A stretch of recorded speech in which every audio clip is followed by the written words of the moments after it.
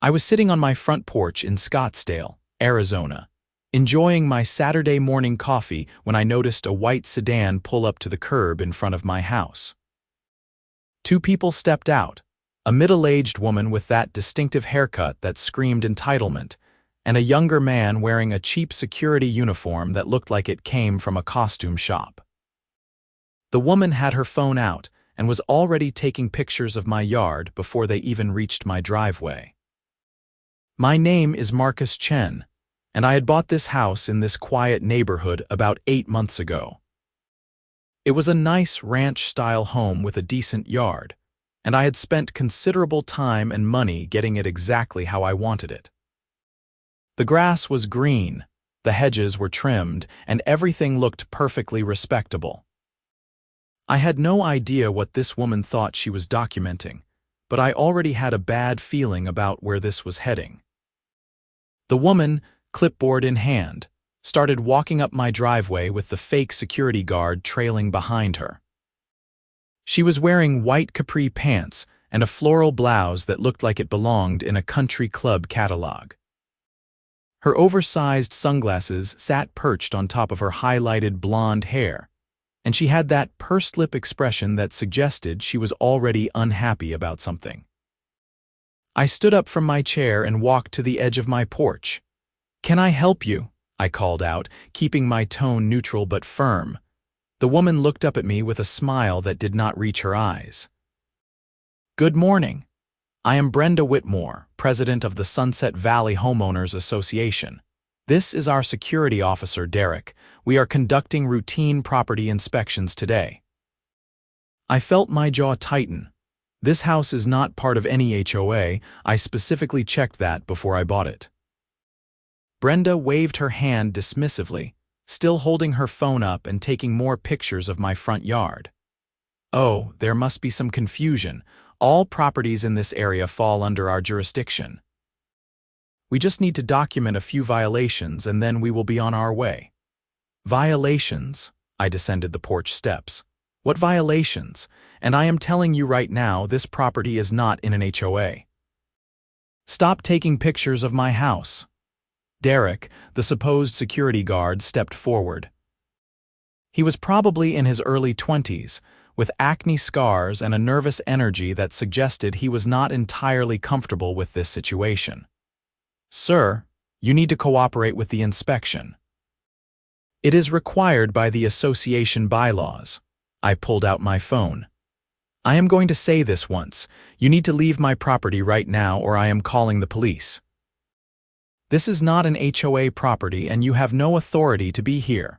Brenda laughed, actually laughed as if I had told a joke. "Do not be ridiculous. We have every right to ensure that all properties in our community maintain proper standards.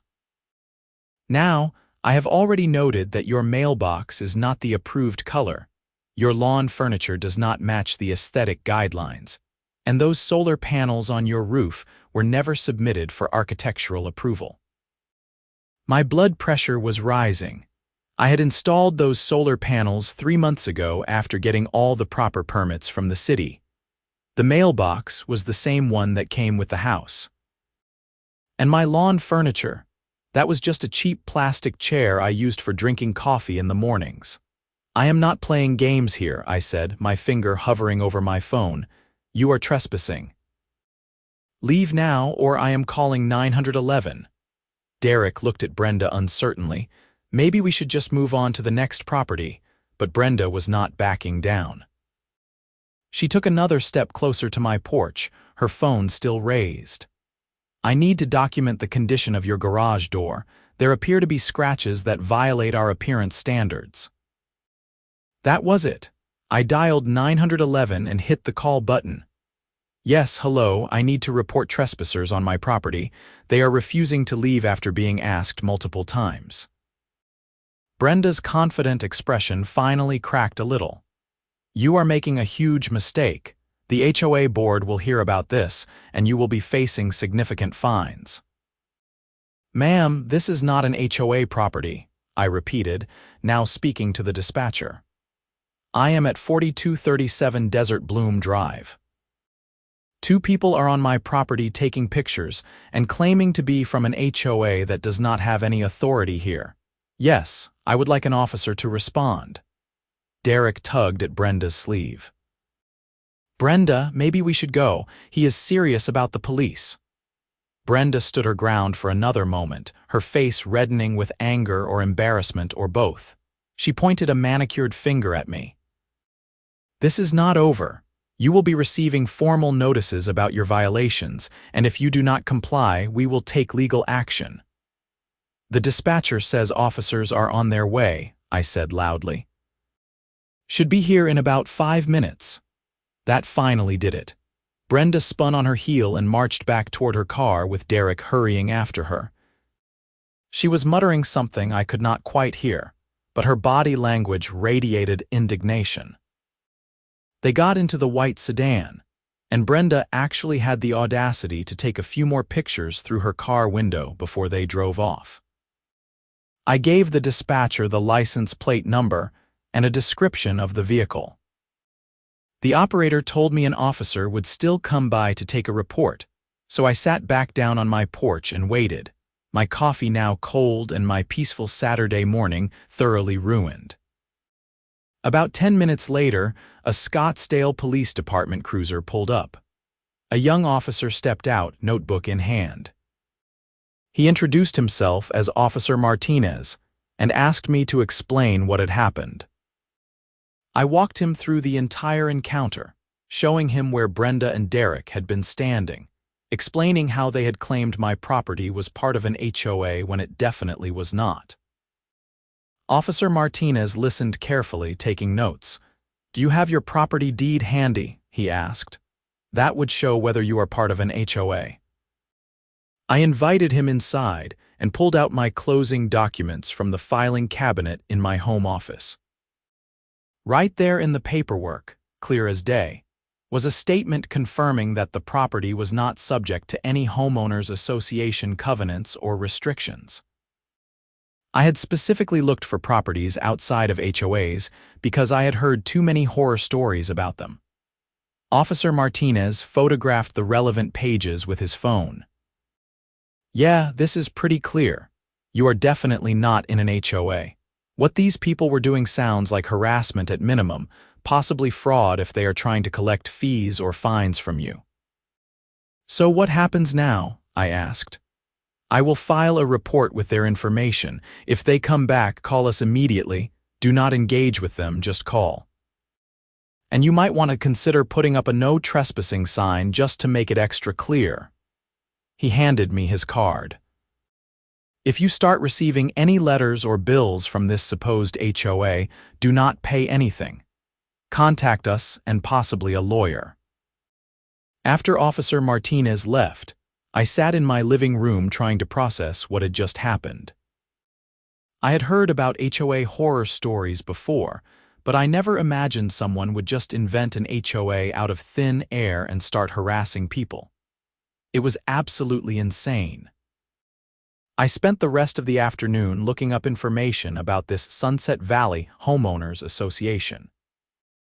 It took some digging, but I finally found a website that looked like it had been made in 2003 and never updated. The site listed Brenda Whitmore as president, and it claimed to represent over 200 homes in the Scottsdale area. There was a list of rules and regulations that seemed to cover everything from approved paint colors to the maximum height of grass, to what types of decorations were allowed for various holidays. What was interesting was that the boundaries they claimed for their HOA were absurdly large, covering several different subdivisions that I knew for a fact had been built by different developers at different times. There was no way they were all part of the same HOA. Something very fishy was going on here. I decided to do some more investigating. I drove around the neighborhood and noticed that several houses had small signs in their yards that said "Proud Member of Sunset Valley HOA." But plenty of others, including several on my street, had no such signs. I stopped at a neighbor's house 3 doors down, a guy named Tom who I had chatted with a few times while mowing the lawn. Tom was out working on his truck when I walked up. Hey Marcus, what is up? Quick question, I said. Are you part of a homeowners association? He made a face. Hell no. That is why I bought here. My last place had an HOA that fined me $200 because my garage door was open for more than 4 hours. They had someone driving around with a stopwatch or something. So you have never heard of Sunset Valley HOA? Sure, I have heard of them. They are that fake HOA that goes around trying to scam people. He wiped his hands on a rag. Some lady came by here about a year ago trying to tell me I needed to pay annual dues. I told her to get lost. Did they come bother you too? This morning.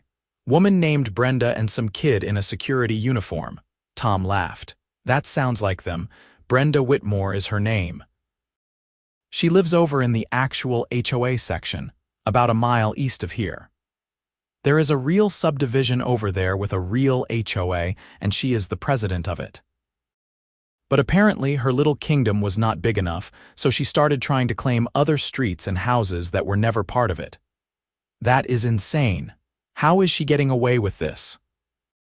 Most people just ignore her. Some folks do not know any better and actually pay her fines because they think they have to. I heard she has collected thousands of dollars from people who did not realize she had no authority. Tom shrugged. The police have been called on her before, but unless someone presses charges, there is not much they can do. This was even worse than I thought. Brenda was not just harassing people, she was actively running a scam operation. I thanked Tom for the information and headed back home, my mind racing with what to do next. That evening, I received an email.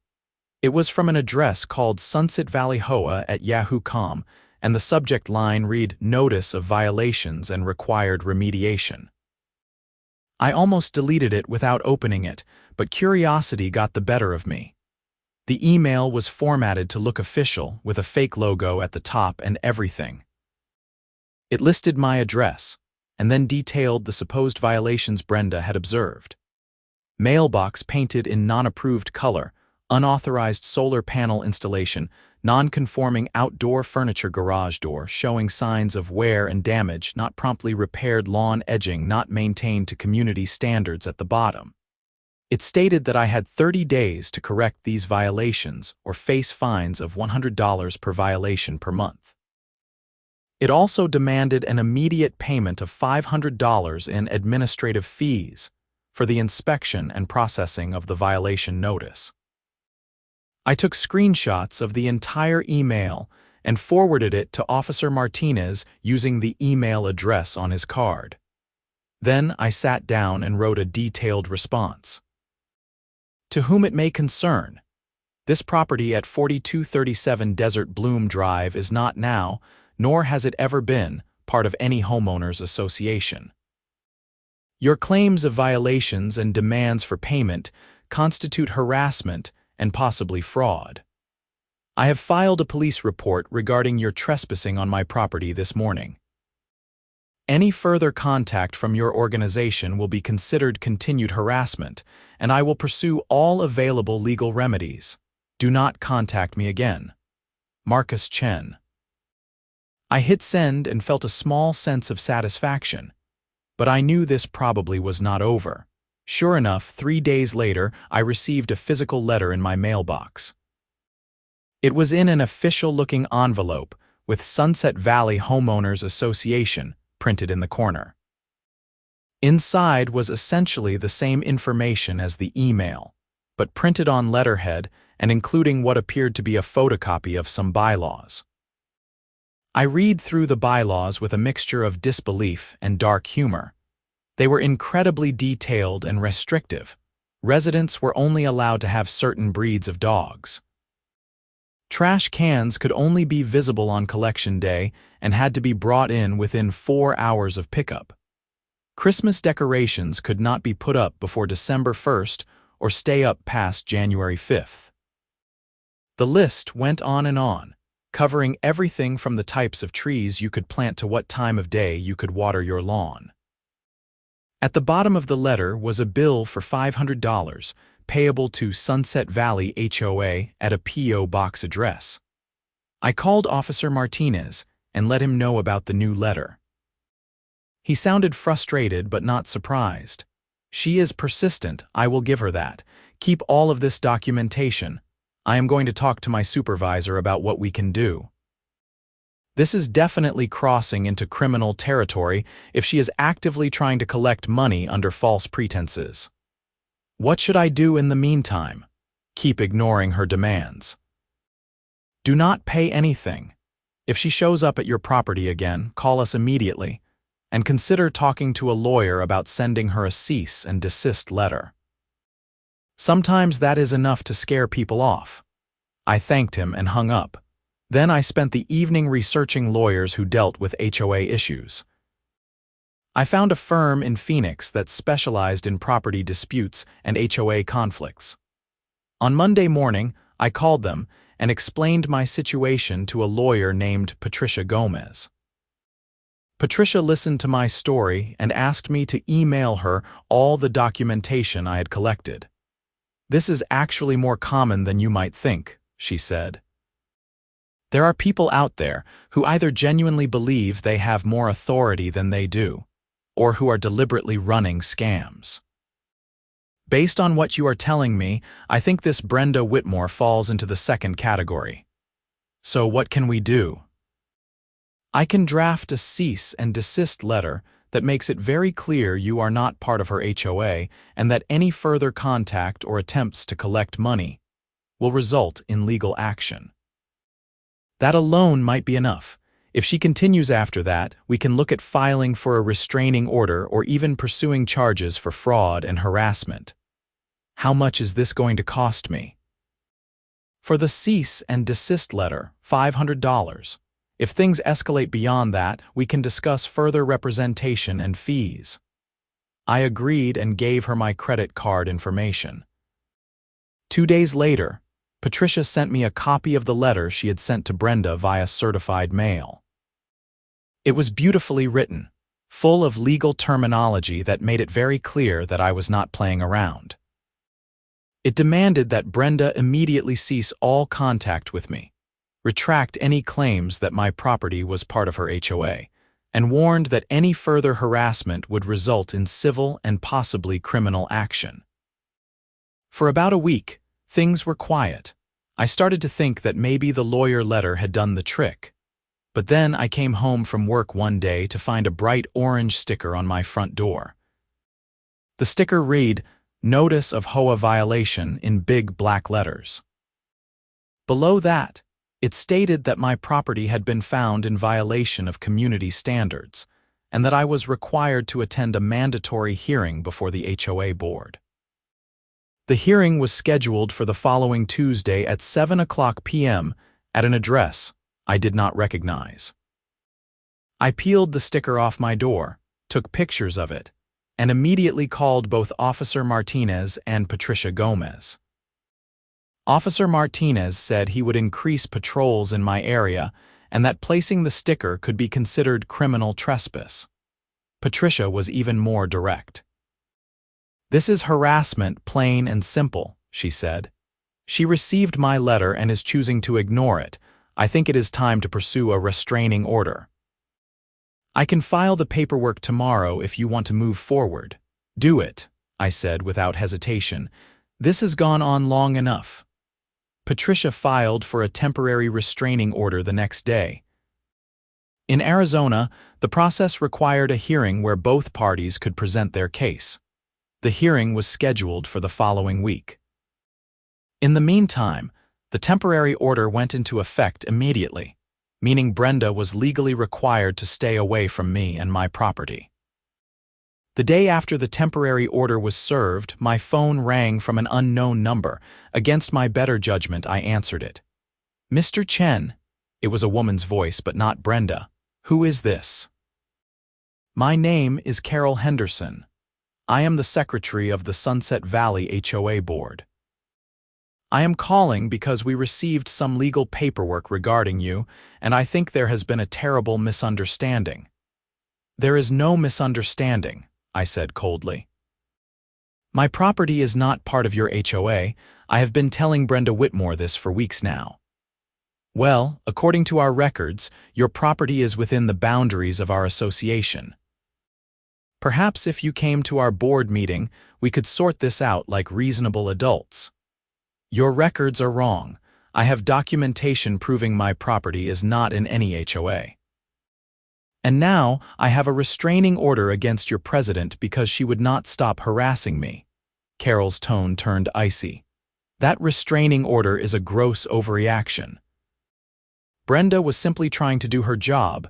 If you had just cooperated from the beginning, none of this would have been necessary. I am done discussing this. Do not call me again.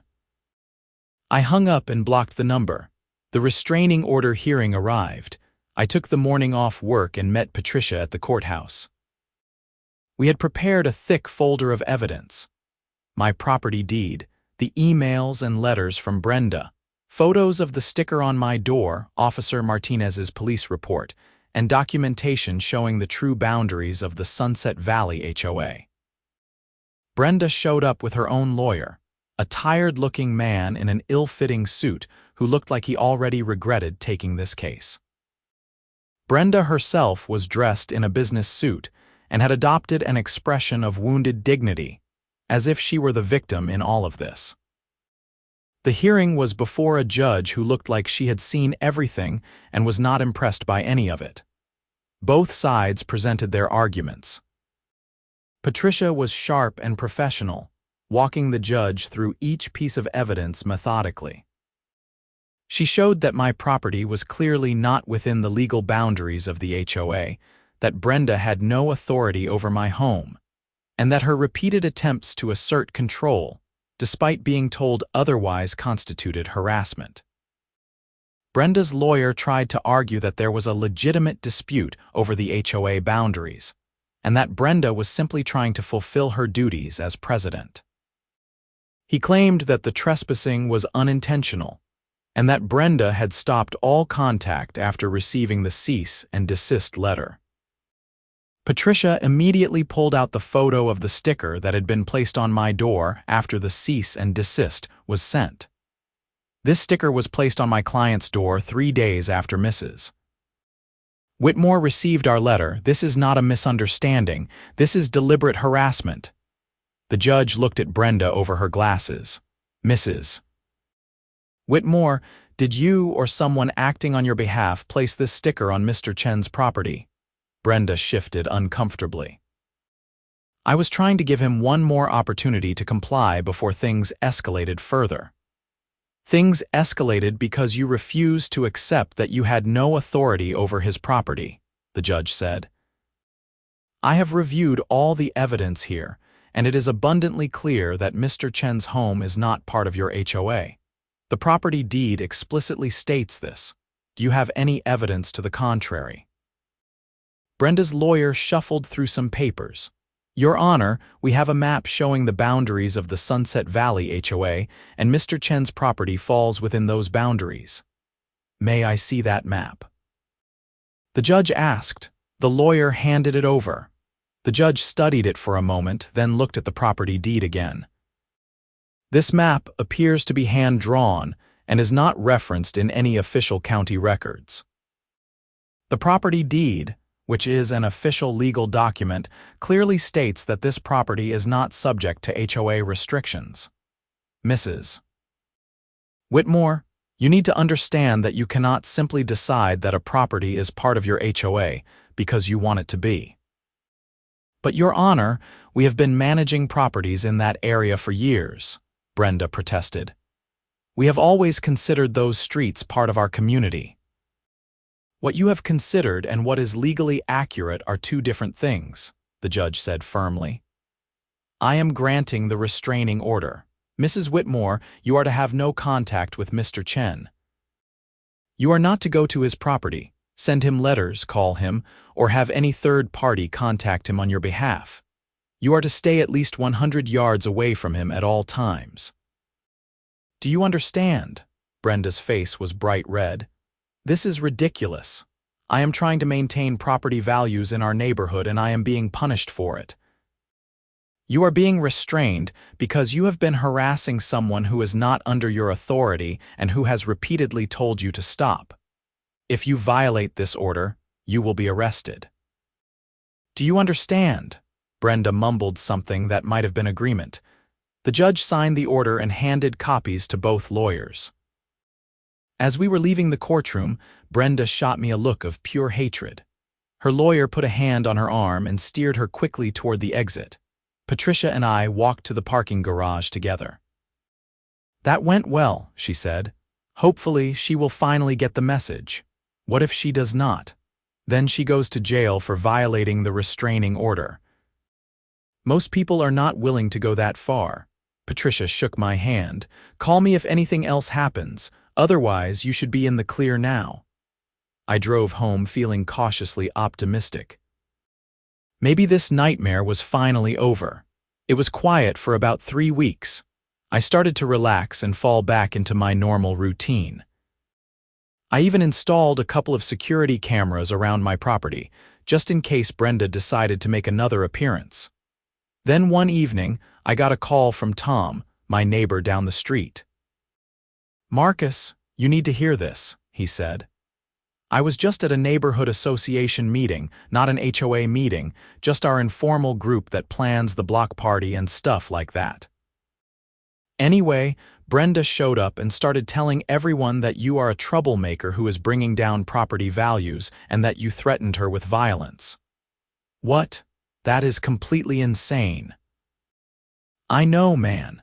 I stood up and told everyone what actually happened, that she was harassing you and you had to get a restraining order. But she has some people convinced that you are the problem. "I just thought you should know what she is saying about you." I thanked Tom and hung up, feeling my blood pressure rising again.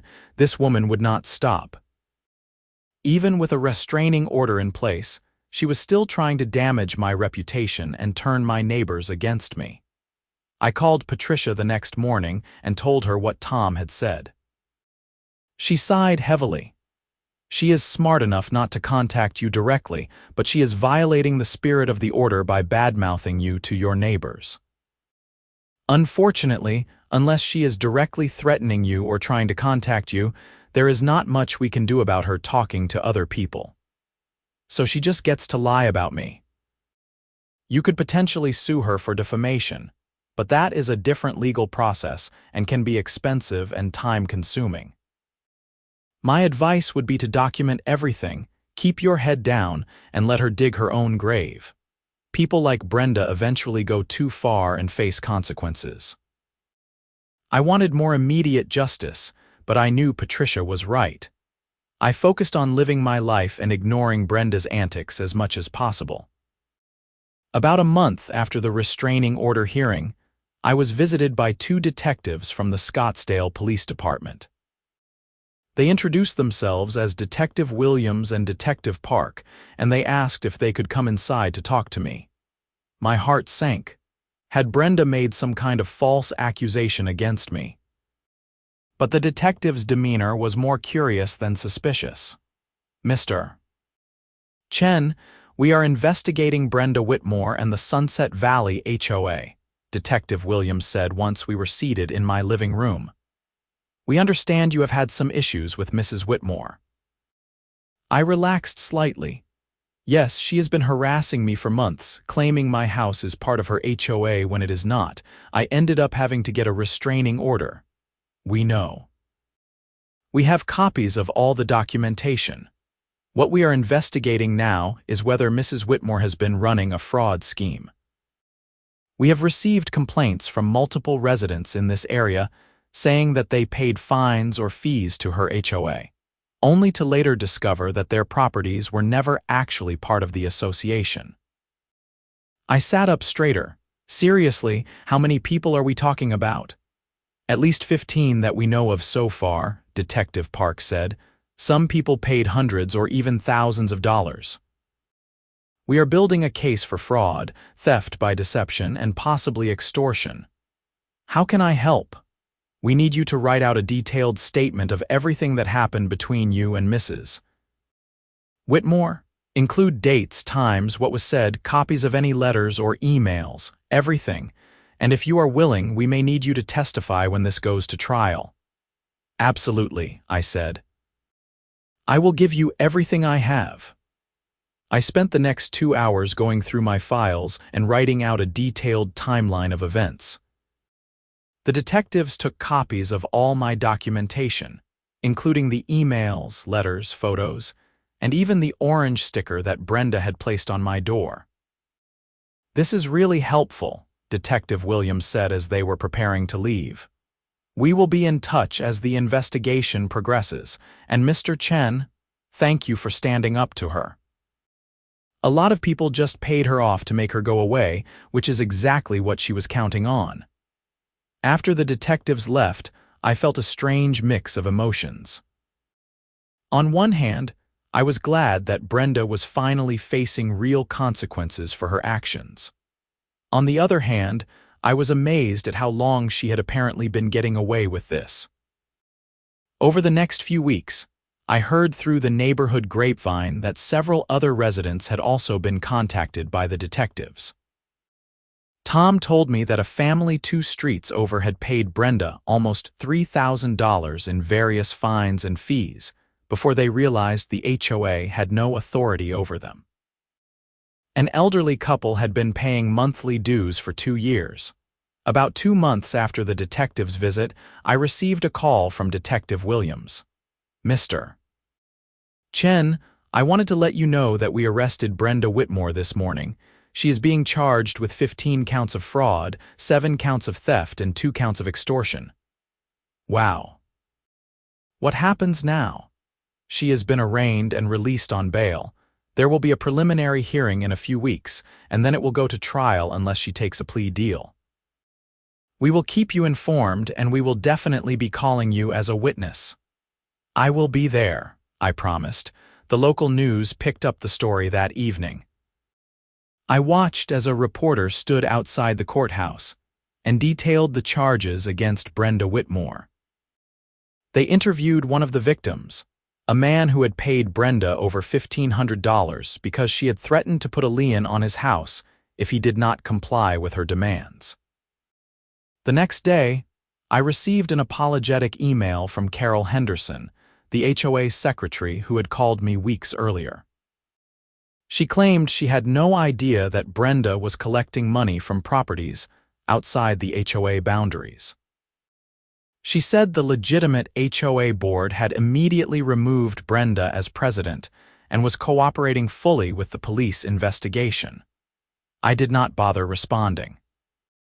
The preliminary hearing came and went. Brenda pleaded not guilty to all charges, and the case was scheduled for trial. Her lawyer apparently tried to argue that there was a legitimate dispute over the HOA boundaries, and that Brenda had simply made honest mistakes. The prosecutor was not buying it, especially given the sheer number of victims and the amount of money involved. As the trial date approached, I received a subpoena to testify. Patricia Gomez offered to come with me for moral support, even though her part in the case was technically over. I appreciated the gesture and took her up on it. The trial took place in late August, about 6 months after my initial confrontation with Brenda. The courtroom was packed with other victims, reporters, and curious onlookers. Brenda sat at the defense table looking smaller and older than I remembered. Her expensive clothes and confident demeanor had been replaced with a subdued outfit and a nervous fidgeting. I was called to testify on the second day of the trial. The prosecutor, a sharp woman named Amanda Richardson, walked me through my entire experience with Brenda. I described the initial confrontation, the emails and letters, the sticker on my door, and the restraining order. I presented all my documentation, and Amanda entered it into evidence. Brenda's lawyer tried to cross-examine me, suggesting that I had been unreasonable and aggressive in my responses to Brenda. I stayed calm and simply reiterated the facts. My property was not in an HOA, I had documentation proving this, and Brenda had refused to accept it despite repeated explanations. Is not it true, Mr. Chen, that you threatened to have my client arrested simply for doing her job? The defense lawyer asked. I told her that if she did not leave my property after I asked her multiple times, I would call the police. That is not a threat. That is informing someone of the consequences of trespassing. But you knew she was just trying to enforce community standards. She had no authority to enforce anything on my property. She knew this because I told her repeatedly my lawyer sent her a cease and desist letter, and a judge granted me a restraining order. At a certain point, ignorance is not an excuse. The defense lawyer did not seem to have a good response to that. He tried a few more questions but eventually gave up. Other witnesses testified over the next few days. The elderly couple who had been paying monthly dues broke down in tears on the stand, describing how Brenda had intimidated them and threatened to take their home if they did not pay. The man who had paid $1,500 described how Brenda had shown up with her fake security guard and made him feel like he had no choice but to comply. The most damning testimony came from a forensic accountant who had analyzed Brenda's financial records. She testified that Brenda had collected over $70,000 from residents over a 3-year period. The legitimate Sunset Valley HOA only had about 40 member properties, which meant Brenda had been collecting money from well over 100 homes that were not actually in the HOA. The accountant showed that Brenda had deposited all of this money into a personal bank account, not the HOA's official account. When it was time for the defense to present its case, Brenda took the stand. She tried to portray herself as a dedicated community leader who had simply been trying to maintain property values. She claimed that she genuinely believed all of those properties were part of the HOA and that she had been operating in good faith. Amanda Richardson tore her apart on cross-examination. Mrs. Whitmore, how many times did Mr. Chen tell you his property was not in your HOA? I do not know exactly. A few times. And when he showed you his property deed proving this, what did you do? I thought there might be an error in the paperwork. So you just assumed that an official property deed filed with the county was wrong and your hand-drawn map was correct, Brenda stammered. I was going by the information I had. Mrs. Whitmore, you received a cease and desist letter from Mr. Chen's attorney. That letter explicitly stated that his property was not in your HOA and demanded that you stop contacting him. Did you stop? I thought that if I could just explain the situation one more time. Did you stop, yes or no? No. In fact, you placed another violation sticker on his door after receiving that letter, did not you? I was trying to help him avoid further fines. Fines that you had no legal authority to impose. Amanda went on like this for over an hour, systematically destroying every part of Brenda's story. She showed that Brenda had been specifically targeting homes just outside the HOA boundaries, homes that were well-maintained and whose owners were likely to have money. She showed emails between Brenda and Derek, the fake security guard, discussing how much money they could collect and how to pressure people into paying. By the time Brenda stepped down from the stand, she looked defeated. The jury deliberated for less than 3 hours before returning with a verdict, guilty on all counts. Sentencing was scheduled for a month later.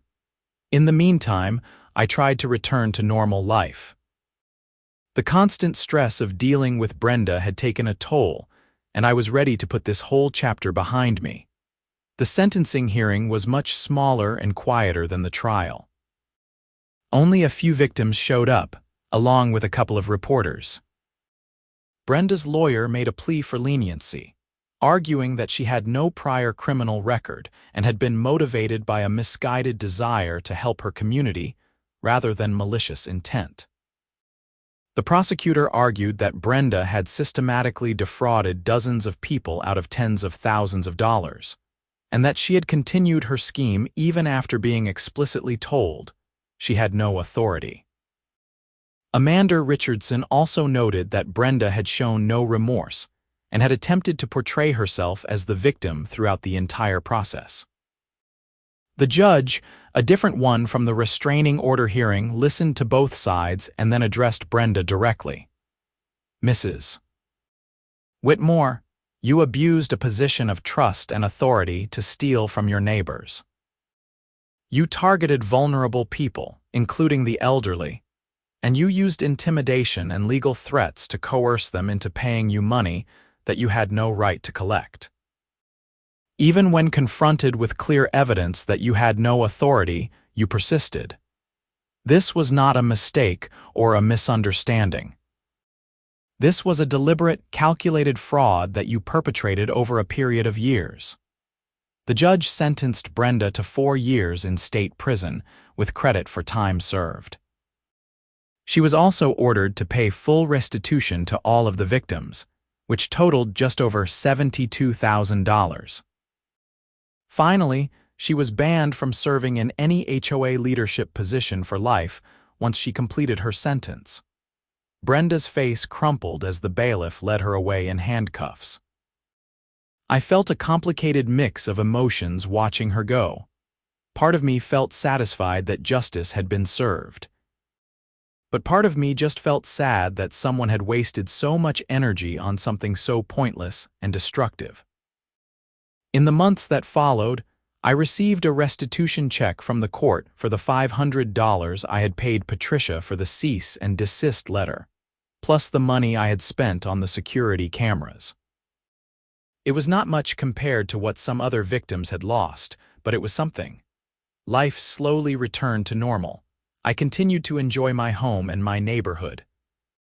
Tom and I became better friends, often grilling out together on weekends and watching football. I met more of my neighbors and found that most of them were friendly, normal people who were just as relieved as I was that Brenda was gone. The real Sunset Valley HOA, the legitimate one, reached out with an official apology and an offer to explain their actual boundaries to any residents who were confused. They also implemented new oversight procedures to prevent any future board member from going rogue the way Brenda had. Derek, the fake security guard, was also charged as an accomplice.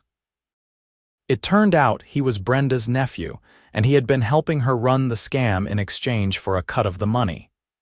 He took a plea deal and got 2 years of probation plus restitution. I saw him once at a gas station months later, and he could not even look me in the eye. About a year after everything had ended, I was sitting on my front porch again, drinking coffee and enjoying a Saturday morning just like the one when this had all started. My mailbox was still the same color. My solar panels were still on my roof. My cheap plastic chair was still holding up just fine. Everything was exactly as it should be. A car pulled up to the curb, and for a split second, my heart jumped. But it was just a young couple who got out and started looking at the house across the street, which had a for sale sign in the yard. The realtor arrived a moment later and started showing them around. I watched them for a few minutes, these hopeful young people looking for their first home. I wondered if anyone had told them about the Brenda situation. I wondered if they would check to see if the property was in an HOA. I hoped they would be more careful than some of the victims had been. As if reading my mind, the realtor pointed at my house and said something to the couple. They looked over and I gave them a friendly wave. The realtor walked over with the couple following behind. "Hi there," she said with a professional smile. "I am Jennifer Lopez, showing this property. These folks were asking about the neighborhood. Do you mind if I ask you a few questions about living here?" "Sure," I said, setting down my coffee.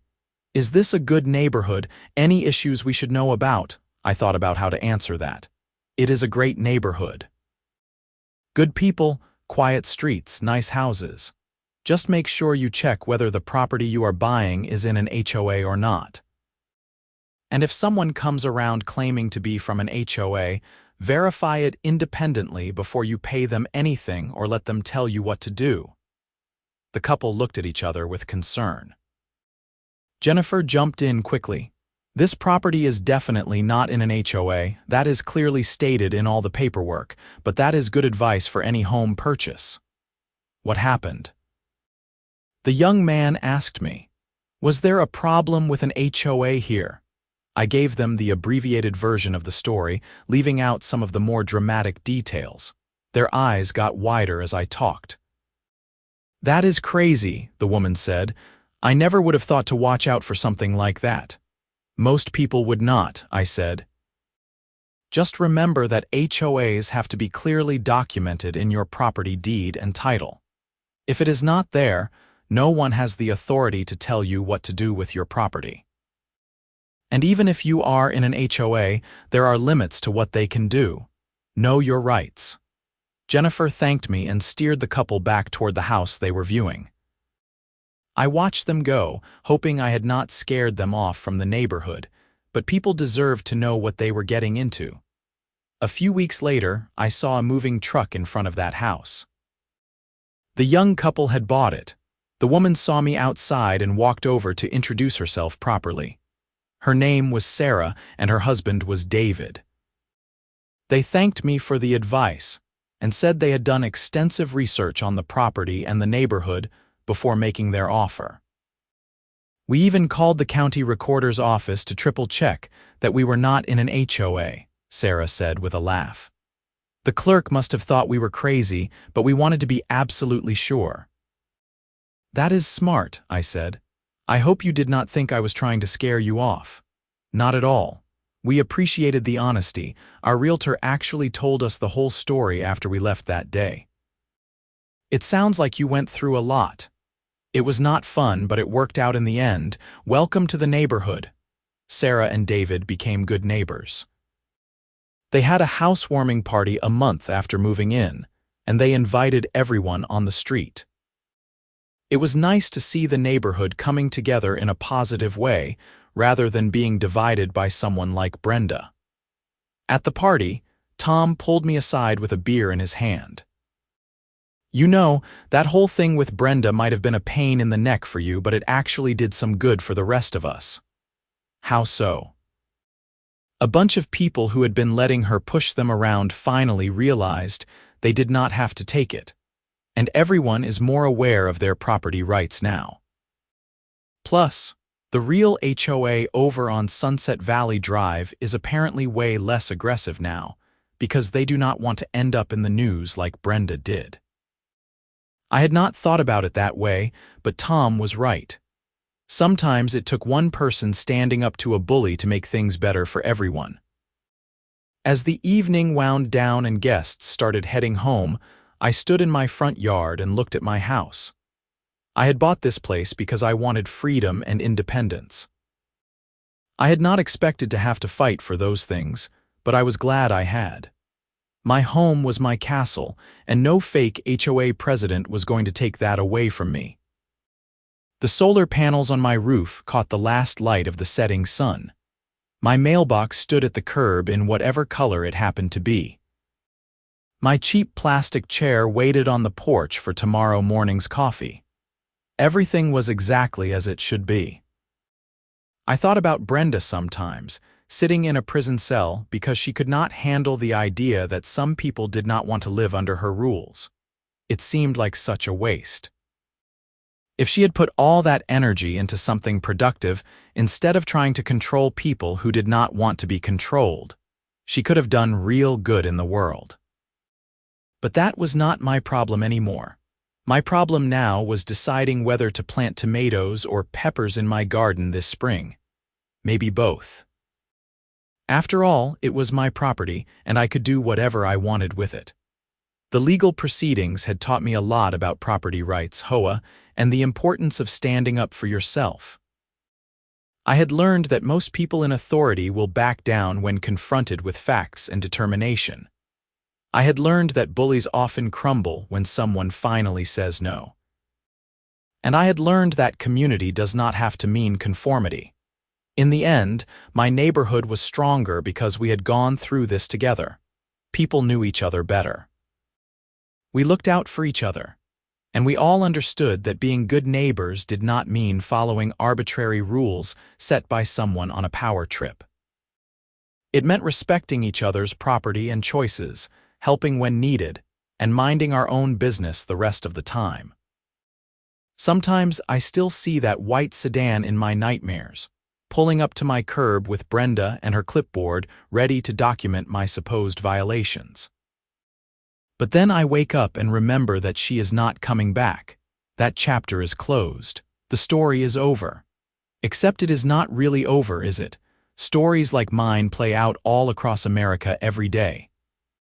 People dealing with overreaching HOAs, scam artists pretending to be HOAs, and genuine HOAs that have lost sight of their original purpose. My story ended well because I had the resources to fight back, the knowledge to understand my rights, and the stubbornness to see it through. Not everyone is that lucky.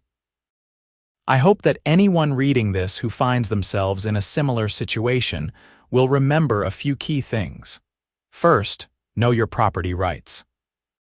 Read your deed and understand what restrictions, if any, apply to your home. Second, do not be afraid to stand up for yourself. Bullies count on people being too intimidated or tired to fight back. Third, document everything.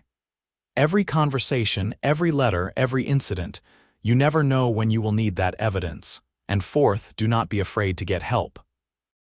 Whether it is the police, a lawyer, or just supportive neighbors, you do not have to face this alone. My experience with Brenda and her fake HOA security changed me in some unexpected ways. I am more cautious now, but also more confident. I know what I am willing to fight for. I understand the value of standing firm on principle.